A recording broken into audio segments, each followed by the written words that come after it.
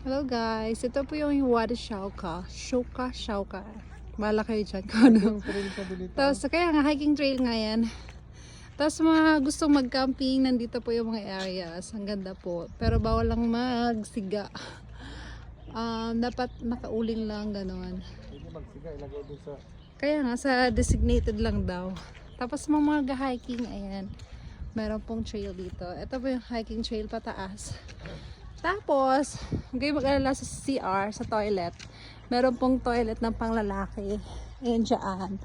Tapos, yung toilet ng pambabae din. Nandito sa kabila. Ayan. Tapos, pet friendly din siya. Ayan yung mga aso. Ako, may aso din kami kasi nandun. Para tahol kasi yun eh. Kaya, nilagay lang namin sa car.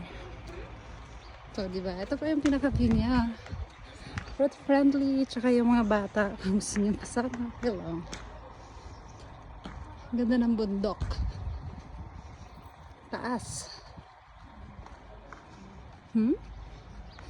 Body show ka po yan.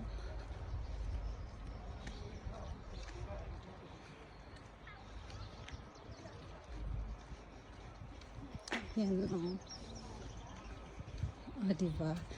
Mga nakahilarang car. Ganda. Doon, tapos ka na? Kanina wala naman tao doon. Ano eh? Hala, yung aso namin tumatawal na. Pabalik na kami.